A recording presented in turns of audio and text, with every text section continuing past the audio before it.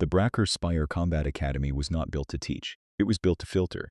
40 kilometers of recursive obsidian terraces stacked against the windward face of a mountain that had no recorded summit.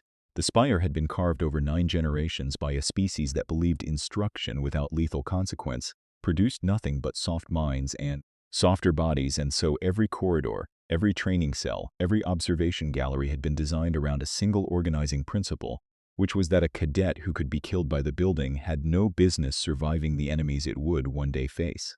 The air inside ran cold and thin and tasted of ground stone. The light fell gray through filtration panels the color of old iron, and even the gravity had been tuned upward by a fraction, so that every step a cadet took reminded the body of its own weight. Officers spoke of the spire the way priests speak of a cruel god, with reverence and a lowered voice, and recruits arrived already half convinced that the place itself was watching them, waiting to be disappointed. They were not entirely wrong. The spire was watching. It simply did not care enough to be disappointed. Into the 7th cycle survival cohort, against the recorded objection of 3 separate instruction councils, the Academy had admitted a single human, and his designation in the cohort manifest read with bureaucratic flatness: Provisional Cadet, Class Hazard Reviewed, Species Origin Deathworld Sol 3. The hazard review was not a courtesy, it was a warning to the staff. Humans were known across 4 spiral arms as the species that came from a planet that should not have produced anything at all, a world of crushing weather and predatory ecology, and a star that bathed its surface in radiation other species shielded their colonies against. And the things that crawled out of that gravity well did not behave the way galactic models predicted intelligent life ought to behave. They were not the strongest. They were not the fastest. They simply refused, with a stubbornness that read as pathology, to accept that a situation was lost. The cadet who arrived at the Bracker Spire that cycle was named Daniel Reyes, and he carried 1 duffel, wore boots that had been resoled twice, and looked at the 40 kilometers of murder architecture rising into the cloud layer with the mild, assessing expression of a man checking whether a used vehicle was worth the asking price. He did not look impressed. He did not look afraid. He looked like someone counting exits. The instructor of record for the 7th cycle cohort was Senior Drillmaster Vosk Aurelian of the Tessend, and the Tessend were a people for whom fear was not an emotion, but an instrument, a thing to be measured, allocated, and applied like a torque wrench. Vosk stood 2.5 meters at the shoulder, his chitinous outer plating the deep blue-black of a deep ocean trench, his 4 sensory stalks folded back along his skull in the posture his species used to communicate disdain without expending a single word. He had graduated 311 cadets in his career and buried, by the Academy's own discreet accounting, 96. He considered this ratio acceptable. He considered it, in private, a mark of integrity, because the Tessend believed that an instructor who lost no cadets had simply not pushed hard enough to find the truth of them, and the truth of a soldier, Vosk held, could only be located on the exact far side of the moment they believed they would die. He had read the humans file, he had read the hazard review, and he had decided, before Daniel Reyes ever set foot on the cold obsidian of the assembly terrace, that this particular provisional cadet would not see the end of the survival module, because Vosk Aurelian had a reason to ensure it, and the reason had nothing to do with pedagogy. 3 cycles prior, a supply audit had gone missing from the Academy's logistics vault. The audit, had it been completed, would have shown that a substantial allocation of long-range atmospheric ration units, the sealed canisters issued to cadets for the deep field survival exercises, had been quietly diverted off the Spire's manifest and sold through a brokerage on the orbital ring, and that the cadet ration drops in the deep field had for 6 cycles been padded with inert ballast and short-counted survival gear to cover the shortfall. 96 dead cadets was an acceptable number to a species that worshipped attrition. It became a very different number if some fraction of those deaths could be traced to equipment that had been stolen and sold by the drillmaster, responsible for their safety. Vosk had not started the diversion. He had inherited it from a predecessor and found it too profitable and too deeply woven into the Academy's finances to unwind. The human was a problem not because he was weak, but because the Deathworlders had a documented and irritating habit of examining their equipment, counting their supplies, and noticing when the numbers did not add up. A human in the deep field, cataloging his ration canisters by serial code out of sheer ingrained survival instinct, was a witness Vosk could not afford. The survival module would solve the problem. The Spire killed cadets all the time. No one would look twice. The survival module was called, in the dry institutional language of the manifest, the solitary endurance assessment, and the cadets called it the long cold. Each cadet would be transported by drop shuttle to an isolated coordinate in the high-altitude shale fields that ringed the mountain's northern shoulder, given a position to hold for 72 hours, and left there. The shale fields were a death trap engineered by geology rather than malice, but the result was the same. By day, the thin air offered no insulation against a sun that scoured exposed surfaces, and by night, the temperature collapsed 40 degrees in under an hour, and the wind that funneled down off the unseen summit carried a fine particulate of fractured silicate that abraded seals, fouled filters, and worked its way into any gap in a cadet's equipment with the patience of a thing that had nowhere else to be. Worse, the shale itself was acoustically live. Certain mineral strata, struck by the wind at certain angles, resonated at frequencies that triggered a panic cascade in most galactic nervous systems, a low subsonic hum that the brain interpreted as the sound of an approaching predator that never arrived, hour after hour, until exhaustion and dread did what the cold had not yet finished. The assessment measured one thing. It measured whether a cadet could remain functional, alert, and disciplined, while a hostile world spent 3 days patiently trying to convince them they were already dead. The cohort that stood on the assembly terrace the morning of the drop numbered 6, and Daniel Reyes had spent the preceding 2 weeks among them as a quiet, unwelcome fixture, doing the thing humans did, which was paying attention. The Tessextu were not a people who explained themselves, and so the human had simply watched and listened and assembled an understanding of each of them that none of them knew he possessed. There was Kessavorn, the squad's designated point and the fastest of them, a Kelvani whose long-limbed frame and dual hearts made her the most physically gifted cadet in the cohort, and, beneath the arrogance she wore like armor, the most frightened, because the Kelvani lived their whole lives one missed meal from a metabolic crash, and the long cold terrified her in a way she would have died before admitting. There was Oriental, broad and slow and methodical, a silicate dermis rune who could survive temperature extremes that would kill. The others outright, but whose people processed information at a deliberate geological pace so that Orin always seemed to be answering a question 3 seconds after it had been asked. There was the twins, Sela and Nimakurin, mirror-patterned siblings of a hive-descended species who finished each other's sentences and trusted no one outside their own shared bloodstream. And there was Tovik Raun, the cohort's bully, a heavy-world Drennic whose contempt for the human was loud, constant, and rooted in the simple fact that Tovik had decided long ago that the only way to feel large was to make something else feel small. The human had clocked all of them. He had said almost nothing. He had, on 3 separate occasions, repaired a piece of cohort equipment that was not his to repair and walked away before anyone could decide whether to thank him. The first time, it had been Kessavorn's pressure regulator, which had been venting a slow leak she had not yet noticed. The human had heard the hiss across the equipment bay, crossed the room, reseated the valve with a quarter turn and a tap of his thumb, and gone back to his own gear before she looked up. The second time it had been a fractured strap on Oriental's field pack, restitched in the dark of the barracks with a needle. The human, carried for no reason anyone could explain, except that a Deathworlder carried a needle, the way other species carried fear as a thing you simply did not go without. The third time, and this was the one the cohort remembered, it had been Tovek Rowan's own thermal liner, gone dead the night before a cold drill, and the human had fixed it without being asked and without saying who had fixed it. And Tovik had spent the whole drill warm and furious, because he had worked out who was responsible and could find no way to be angry about it that did not make him smaller, and being made smaller was the one thing in the galaxy Tovik Rowan could not abide. On the morning of the drop, while the others ran their final equipment checks with the brittle, overfast motions of the frightened, Daniel Reyes sat on the cold terrace with his ration canisters laid out in front of him in a neat row, and he counted them. Then he counted them again.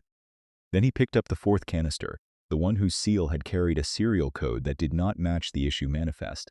He had memorized out of habit during intake, and he turned it over slowly in his hands, and he weighed it against the others in his palm, and his expression did not change at all. He set it down. He looked up at the observation gallery where Vosk Aurelian stood watching, and for a moment, across 40 meters of cold gray air, the human and the drillmaster regarded each other.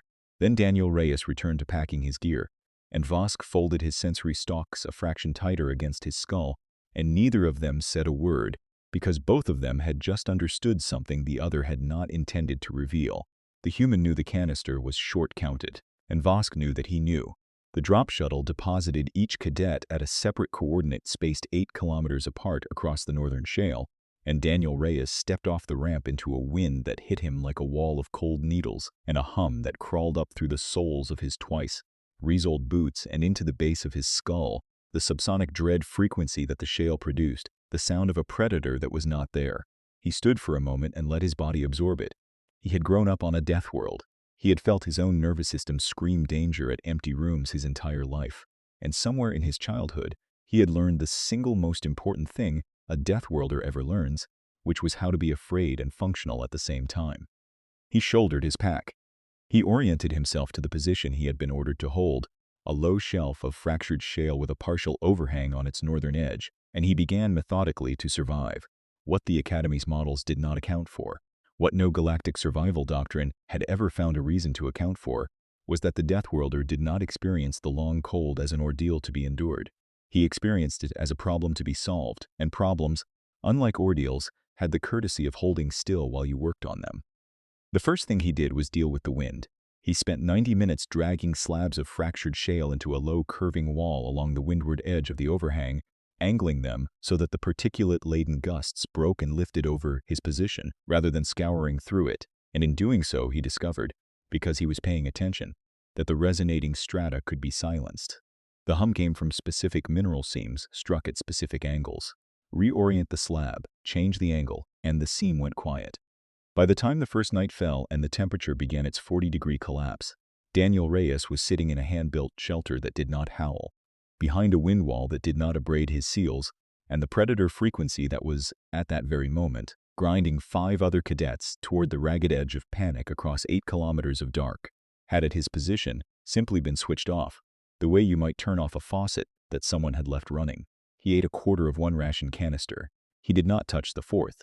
The cold was the harder problem, and here the human did the thing that the observation officers monitoring the assessment from the warmth of the spire would replay, that cycle and for many cycles after, with an unease they could not name. He did not fight the cold. He invited it in and put it to work. He had noticed during shelter construction that certain dense shale slabs, exposed to the day's scouring sun, held heat long into the night, and so before dark he had stacked a dozen of them in the last of the daylight, and now, as the temperature fell, he ringed his shelter with sun-warmed stone and let the slabs bleed their stored heat into the small sealed pocket of air around him through the night. It was not enough to be comfortable. Comfort was not the objective. It was enough to keep his core temperature out of the failure zone, and that was the only objective that mattered, and he had achieved it with rocks. When the second day's sun came up, he rewarmed the slabs and began again, and the rhythm of it, the patient daily mechanics of staying alive, settled over him like something almost restful. It was during the second night that the world tried to kill Kessavorn, and the human heard it. The Kelvani had been positioned 8 kilometers east, and on the second night her metabolism, starved by the cold and accelerated by the unrelenting dread frequency she had not learned to silence, slid toward the crash her species feared above all things, a hypoglycemic collapse that would drop her core processes into a spiral she could not pull out of alone.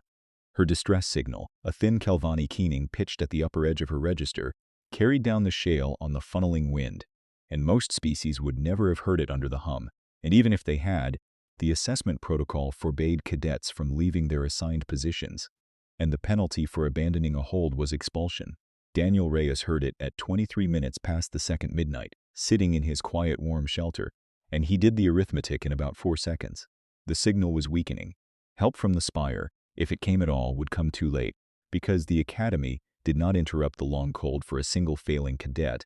That was rather the point of it, and the penalty for leaving his position was expulsion, which was a problem for a version of himself that was still alive next week, and therefore not by his reckoning a problem at all. He left.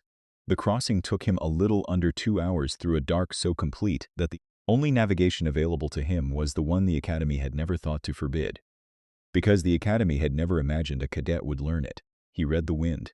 He had spent 2 days cataloging the way the funneling gusts bent around the shale ridges, the way the resonant seams sang at different pitches, depending on his bearing relative to the summit, and now he walked east through the killing field by ear and by the cold pressure of the wind on the left side of his face, correcting his line every few hundred meters against the changing note of the stone, a man following a map written in sound across a surface that was actively trying to disorient him. Twice the ground dropped away into fracture gullies. He sensed only by the sudden silence where the wind should have been, and twice he stopped at the lip and went around. Because a Deathworlder who survives to adulthood is one who has learned that the fastest route and the route that keeps you alive are rarely the same line.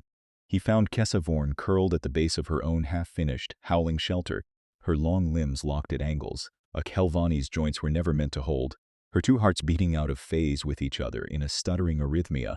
He could feel before he could hear it, her body somewhere inside the final 20 minutes of the kind of cold that does not let go. He did not waste a second on words.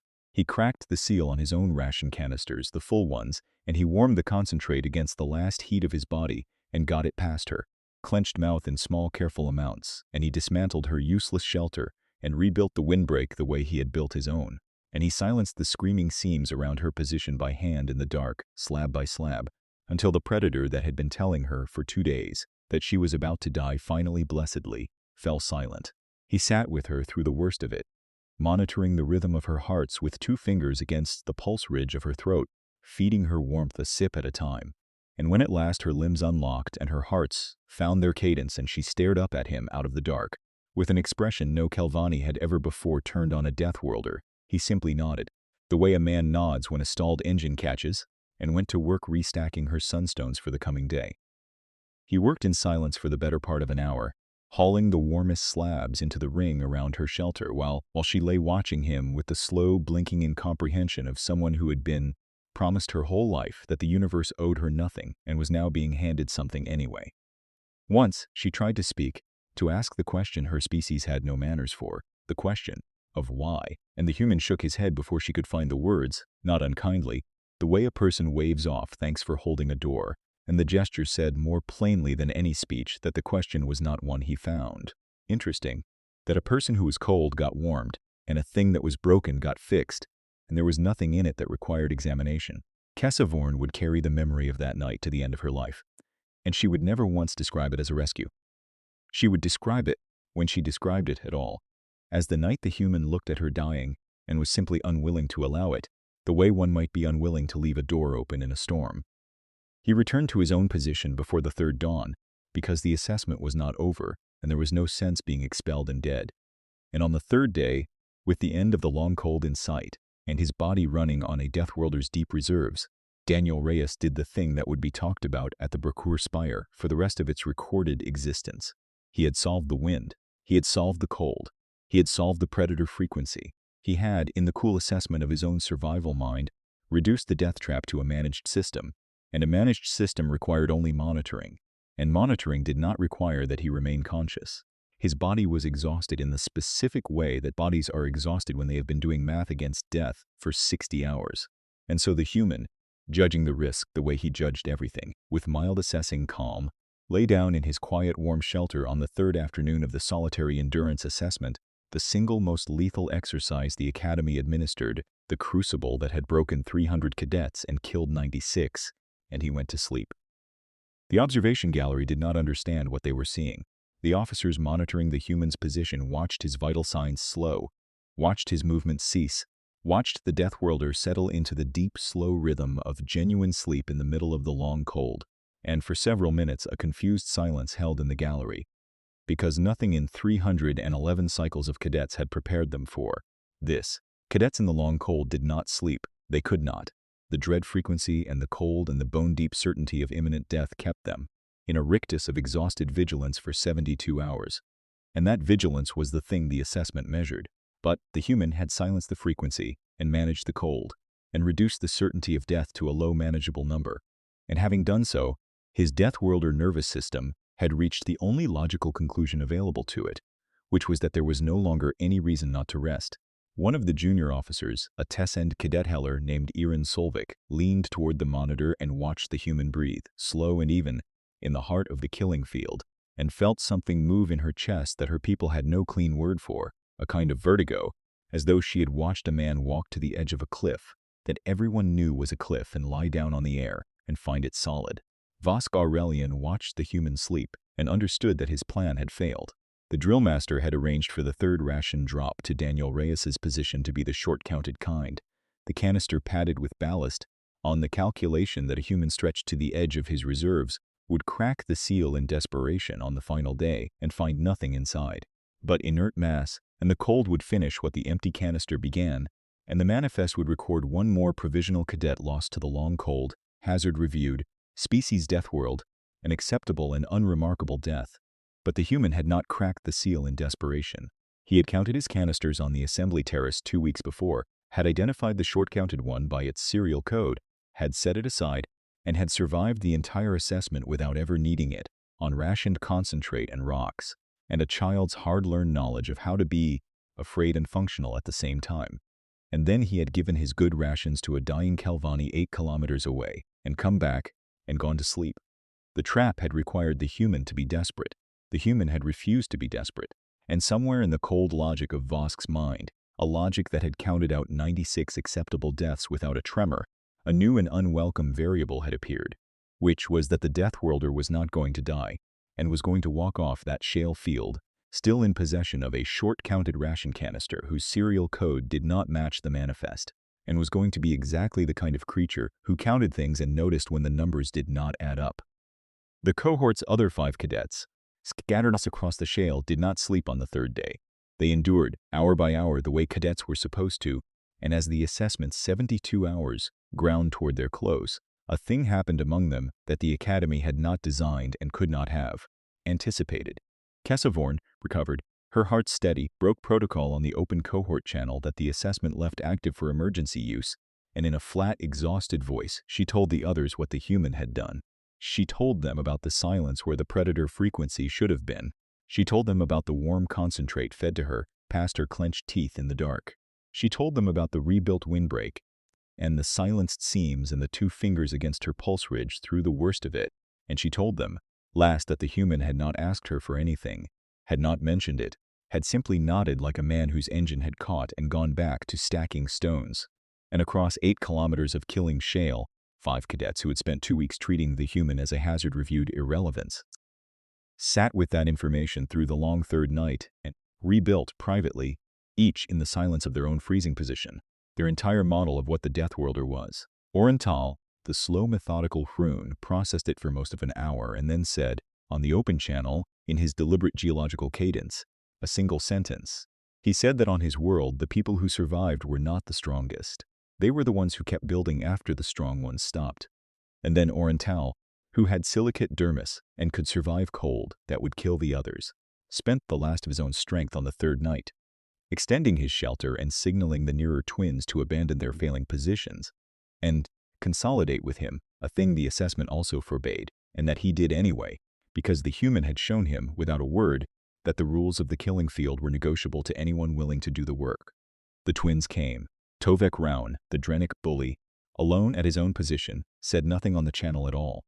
But when the recovery shuttles came at the end of the 72 hours, the gallery would note that Tovek had built his own windbreak in the human's curving angled style, copied from a description he had heard secondhand, and had survived the last night a great deal better for it, and had not said thank you and would not, but had learned. The recovery shuttle reached Daniel Reyes's position 40 minutes before the formal end of the assessment, and the recovery crew, descending the ramp braced for the grim work the long cold usually handed them, found instead a sturdy hand-built shelter behind an elegant angled windbreak, a ring of carefully stacked sunstones, a neatly maintained position, 5.5 ration canisters accounted for and laid in a row, and a human, asleep, breathing slow and even, who opened his eyes at the sound of the ramp, took in the recovery crew with the same mild assessing calm he had turned on the Academy 2 weeks before, and asked in a voice rough with sleep and cold whether everyone else had made it. They had, all 6.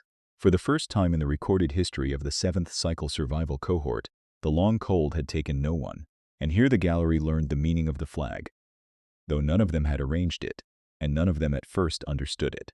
The Bracker Spear had a tradition older than its current administration, a relic from the Academy's founding generation, that any position in the deep field that was held through a full assessment without the death of its cadet was marked by the recovery crew with a small standard planted in the shale, a strip of deep blue Tessen signal cloth on a collapsible pole, the Academy's quiet acknowledgement that a piece of the killing world had been claimed and held by something that lived. The standards were planted at the end of every assessment, and in most cycles a handful went up across the shale, blue scraps marking the positions that had held, while the empty positions, the ones whose cadets had not survived, were left unmarked, bare shale under a gray sky. The tradition had grown grim over the generations precisely because so few positions earned the marker. But on the morning the 7th cycle cohort came off the shale, the recovery crews planted 6 standards, one at every position, the first full sweep of held ground in 11 cycles, and the human, walking out under his own power, turned at the lip of his shelf and looked back at the small blue flag snapping in the wind. Above the place where he had lain down in the death trap and slept, and where every cadet in the cohort had, against all the Academy's expectations, and because of a thing he had done in the dark without asking for anything, lived, he had gone to sleep in the worst place in the known galaxy. He had woken up with a flag.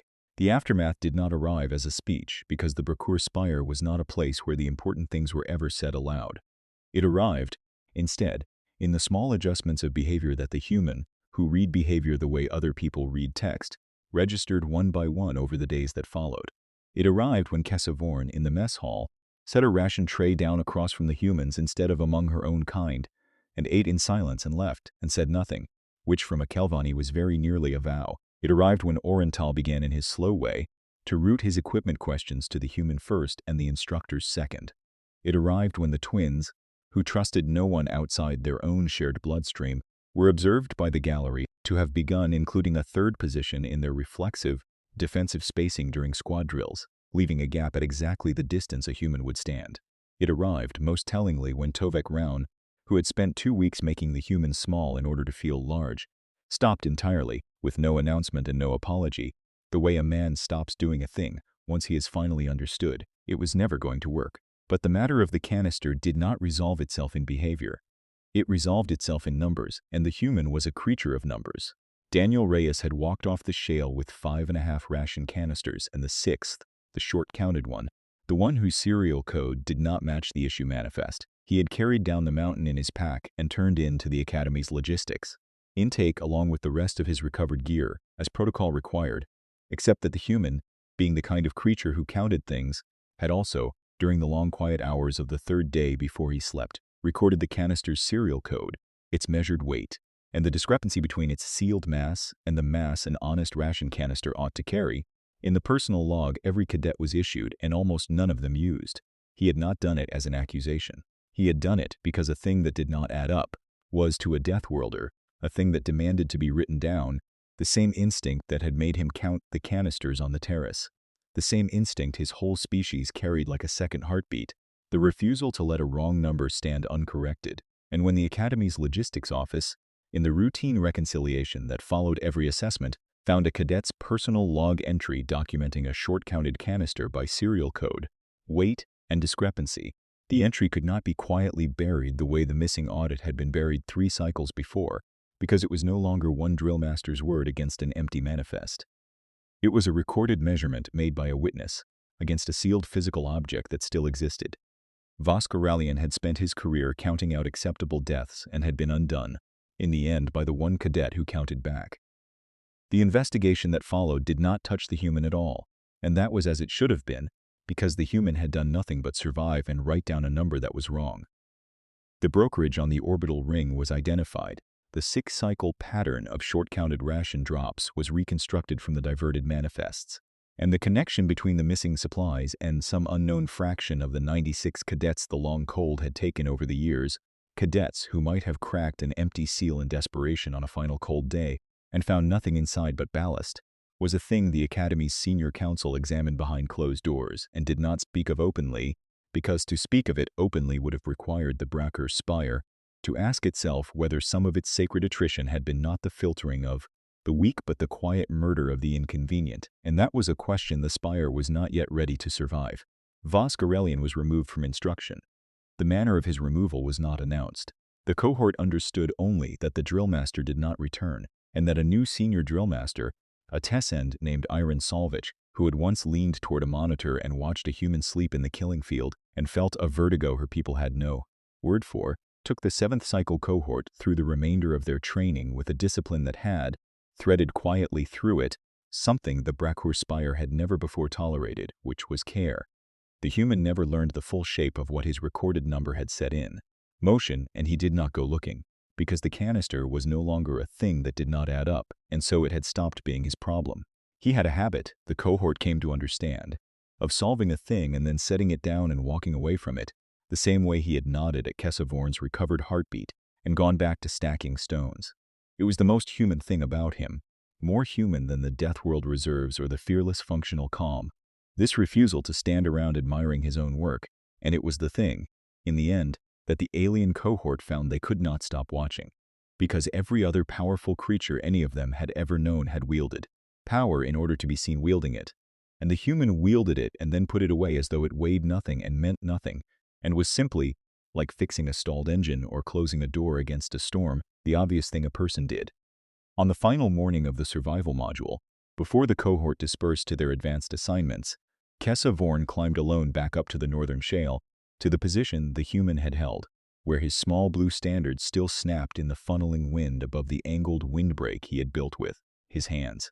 She stood there for a long time in the cold, the Kelvani, who had been 20 minutes from a death no one would have interrupted, and she looked at the flag, and at the silent seams of shale that no longer screamed, and at the ring of sunstones gone gray and cold now, but still stacked in the careful pattern he had left them.